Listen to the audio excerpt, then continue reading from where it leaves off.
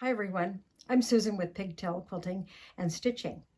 On this video, I'm going to show you how I put together my grandmother's flower garden step by step using the stamps by Kate. I'll show you how I stamp it, how I cut them out and then sew them together, and then also fold them, press them, and get them ready to be appliqued on a background. So let's get started.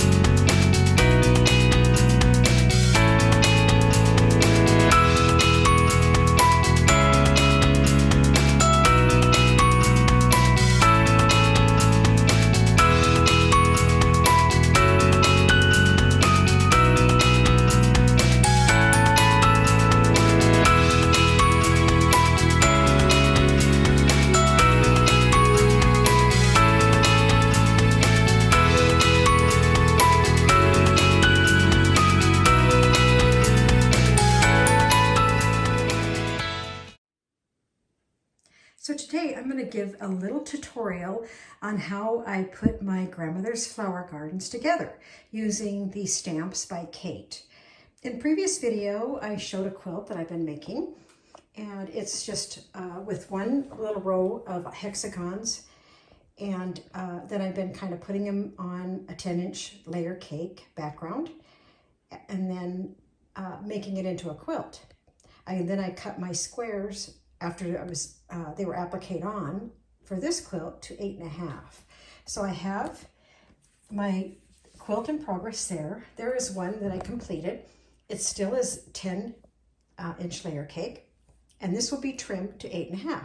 But I leave them at 10 until I'm ready after they have all been placed and appliqued on. So I'm going to show you kind of how I go about using the stamps and then sewing together the hexagons and what process I do that.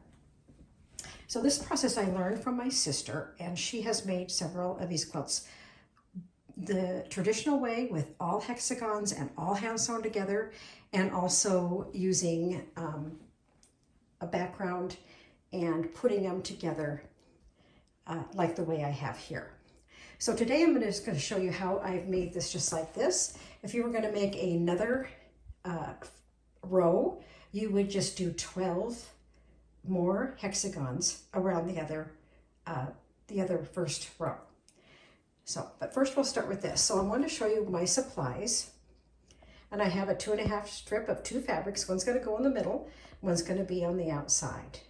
I have my stamps, my ironing, little pad, thread, and some of my glue, and I'll show you how that works. So I stamped my strips, and since I'm filming this myself and I've kind of it's a little bit harder for me to actually do film while I'm stamping. I do have a little setup here, but it's kind of new and it doesn't kind of want to cooperate. So I just want to kind of show you. I did stamp these. So I have this one for my first, my center, and I have these 6 for my first row. So what I'm going to do is I'm going to cut these out, and I'm going to cut them on the outside line, because then I will be sewing on the inside line and attaching them together. And you can see there's my stamp, and this is an older stamp, so I think now they come a little bit how the newer ones with the little clear holder. Anyway, I think that's the way they come now. But I always keep my stamp pad either in a baggie or some little airtight container, because I want to keep it fresh as long as possible. And I've had really good success with making my stamps last. And then I also use a little bit of glue. And the glue I have been using on my quilts is this little Basic glue, and I think it's by Roxanne. I have them in different applicators. I have like a little pen applicator, and this one I just got recently, and this one seems to work because just a tiny dot comes out. And then I have my real thin straight pins for when I put these together. And try to match the thread, but you know, it's probably not real necessary. You could use just white. I have a little tiny iron when I am about to turn the edges, and then when I press my hexagons. And then I have a little clapper that I kind of like to, you know, after I press the seams, sometimes I want to pop back up on my flower, and I always try to use a little clapper. So now I'm going to cut these out and you'll see how they look. Okay, you can see I've cut out my hexies, and I placed them in pairs of 2 that I'm going to be sewing together. And since I'm holding this and videoing it, it's really going to be hard for me to kind of show you what I'm doing. But so I'm doing this in stages, and I hope it helps. But what I'm going to do is I'm going to be sewing. Of course, I'm left-handed, so if I do anything the opposite way and you're confused, this is probably why, but I'm left-handed, and so I'm going to be sewing. I'm going to start here, and I've got my thread. It's just a single thread, and it's knotted on the end. I'm going to be starting sewing, and I'm just going to be sewing on this line, and I'm going to be doing a few stitches and doing a back stitch to kind of secure it together, and then I'm going to keep going to this end. Now, my sister has kind of perfected hers that she can do all of these pairs on her sewing machine. And I do know some others that have tried that, and it's worked really well too. So by all means, that's a great way to do the pairs, and you can get them all done. But for sewing up my hand, I made sure I pinned and met the back. So the back and the pin would go in here. So they all meet, so that when you fold these back, they're all gonna, your pairs are all going to meet. So what I'm gonna do next is I'm gonna sew each one of these pairs together. And that's kind of my first step in putting the grandmother's flowers together. So after I'm done, I'll kind of finger press, and then I'll show you how you set them up to sew them on to the center. Okay, so I've sewn my 2 pairs of the hexagons together, and you can kind of see how I started at the one end and went to the other, and I finger pressed them and kind of set them up on how they're going to go on the center. So now I will move these over and place them so you can, how you've seen the back, kind of how you can see how they're sewn, and I will turn these over, and then you can see also from the top how they are. And then they will be ready to hand sew onto the center. So then I will pin them on, and then I will show you how they go on the first edge side of the hexagon on the center. So I've got one of the pairs of hexagons pinned, and I'm going to start sewing from this edge to this edge. And when you put your pins in, you try to match it on this side and on the other side as well of the line, and on this side, and then make sure it's matched on the other side of the other hexie, and then also in the middle. So all your lines line up. And I'll show you when you turn this. Let's see if I can get this. You can see how this is the center, and so these are all each placed. They're going to match up because there's my pins. And that's kind of one of the most important things. That's why I always use the 3 pins on each one. And then you can make sure that it's going to line up. So we're going to sew this one first. And then I will show you again how that presses out. And then we'll attach the second part of this one. And then after that one, we'll continue to do our other pairs. So I will show you after this part is stitched and that step. So I sewed this one side on, and now I'm going to match this side, turn this side down and match this side to the hexie. So I'll have 2 of them secured. Now, like I say again, I'm left-handed, so I might do it a little different, so it might seem a little awkward. However more comfortable it is if it's for you to start on this and use this side to turn it down. I'll flip this over so you can kind of see how I did that. I stitched that to that side. So then I'm gonna flip that over, and I'm gonna stitch this side. But first of all, I gotta flip this back over, and then I'm gonna turn these to pin them, and I'm gonna show you as soon as I get these pinned. Okay, so I have my other side of my pear pinned to the center hexagon. And so I'll turn it over and you can kind of see how that is. So you can see how that is. So I'm going to stitch the same from one side to the other, and then I will have my 2 pairs on. And then I will continue doing the next 2 pairs and then the next 2 pairs. But I'll stitch this on and then I'll show you how it looks. You can see that I just completed sewing this side to the hexagon. So what I'm going to do now, let me show you what this looks like from the back before I attach the other one. So let me show you. I'll flip this over. Now you can see how I've attached it. And one thing, pinning is really important because it makes sure that your lines meet. You're sewing on the lines and each end is meeting as well as your center. So I'm going to flip this over and then I'm going to line up how the next 2 pairs will be attached. So I'm going to flip this over.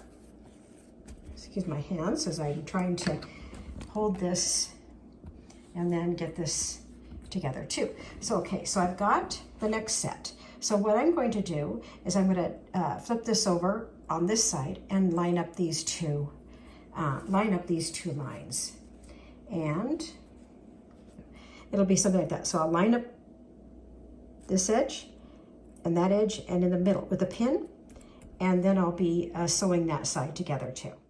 And before I start stitching, I'm going to show you how I pinned. And I folded it over, I pinned on the edge, made sure it's exactly lined up on the back, and then I pinned in the center, and then I pinned on the side. And sometimes you might just need to stick the pin in the first hole and then match it up through the back, and then pin it down. And then the same with each one. And then you'll make sure you have it on the line. So the more you do it, the more familiar it becomes and easier, and it kind of goes right along. So I'm going to stitch these, and then I'll flip it over, and then I'll show you that, and then the next step. Okay, so I flipped that over and I just pinned it, and I also left my thread. I didn't knot it off, but I can continue it without cutting my thread and starting over. I can continue it, and then it's going to come through here, and I'll begin to continue it on, and then end it over there. So I just kind of wanted to show you that too, that you don't always have to cut your threads if you're continuing on, and that works well too. So I'm going to sew that on, and then I'll show you how we put the next one on. Okay, so now I've got the 2 sides. This one and this one are both sewed together, and I'm going to work my way over to the last pair. So, and I continued my thread to sew one straight line over there, but if it's confusing, I'd say start a new thread, knot it off, and then start again. If you don't want to use the continuous thread and not knot on the end, that's fine too. But sometimes it's just simpler to keep it doing one thread stitch continuous, one at a time, like one to there and then end it, one to there to end it, and so forth. But anyway, that's what it's going to look like. Of course, this has just been finger pressed. I haven't pressed this with an iron, but just kind of laying it out for that. So I'll flip it over, and then I have my last 2 hexagons to put on. And you can see how, okay, this hasn't been stitched down, and then there'll be 2 sides that haven't been stitched down, but I do that last, and then you hook those together too. But so I'll pin this on and stitch it down, and then show you how that goes together.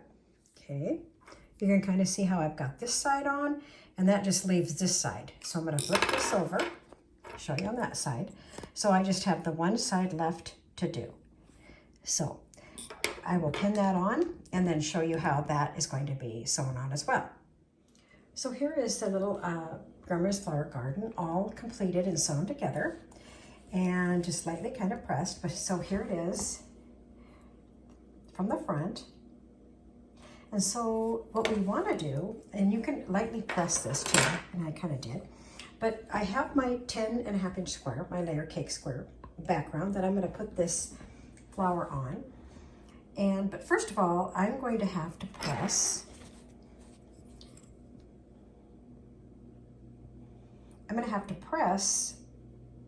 these, I'm going to have to fold these in and press them.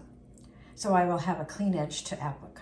So that is what I'm going to do next, is I'm going to take my little small iron over here, and then I'm going to press that. And I'm going to show you after I get it done what it looks like after it's pressed. So you can see that I have pressed with my little iron that I have over here, my little iron. I've kind of pressed these edges in just to the line. And I did kind of use a little bit of starch to hold them down, and I used my little clapper also. And then you can also straight pin it to like this surface that I have, this little felt too. So then I took my square, my 10-inch background square, 10.5-inch background square, and I folded it in twice so I could find the center. So lay it out here. I'm trying to hold this and get this on here too. So what I'm going to do now is position where I want my grandmother's flower garden on the fabric, on the background. So you can kind of eyeball it on there. I will kind of have to put this down so I can kind of get it on there how I want it. But once I do that, I can kind of pin it down. But what I'm going to do is I'm going to take my glue, and I'm going to flip this over, and I'm just going to put little dots. Like I'll put a dot like probably here, you know, on these little edges here, and maybe a couple around here. And then when I flip it over and center it, then I'll press it down, and those little dots of basting glue are going to hold until I stitch this down. So I'm going to put the camera down, and I'm going to position this on and center it, and then I'm going to show you what it's like. And after I do that, it's going to be ready to applique on. Oops. So you can kind of see as I've got it lightly set on the background, and it is just a little few dots of glue because I can kind of center it on there, and I know it's going to hold. I can add some pins when I start to applique the edges. So I'll kind of start from underneath and try to bury my knot, and then just kind of go around. And I think this is where you might want to have kind of match your thread to the outside of the flower. So I'm going to begin doing that, and I'll show you how that progress is going, and then I'll show you the back. So I've got my little grandmother's flower garden all appliqued on. I'll flip it over and show you the back. So it's just sewn on the back. So when I go to cut this, I will use an 8.5-inch ruler and just center it off there, and then just trim off all of the sides.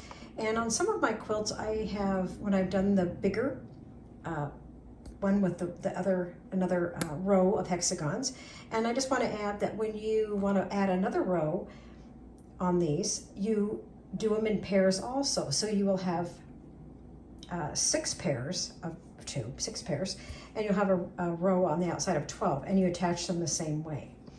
So I just wanted to show you. So this is going to have to be trimmed down, and then this will be added to my quilt that I'm doing of the scraps and that jelly roll. So I know it's a little bit hard when you really can't see me actually doing it, but I did want to just show you the steps of just how I put this together. And one thing I do want to add is I've had some questions on what kind of straight pins I use when I hang my quilts. It was kind of a little bit confusing. People ask me questions about them, but I want to show you.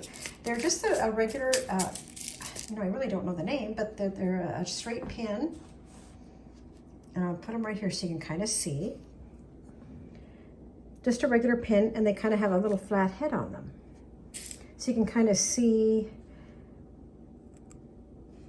that they just have a small flat head versus something like this. These are really thin pins with glass heads that I like to use for my grandma's flower garden because you can really get in there and accurately pin your rows. But these are a little, they're thicker. And so if you take a hammer and you tap those in, you can usually hang something on that because it's got a flat head on it. So I just want to kind of show you how that works. So I hope you enjoyed this video. And I want to thank everyone for subscribing and watching my videos and for all your kind comments. Thank you.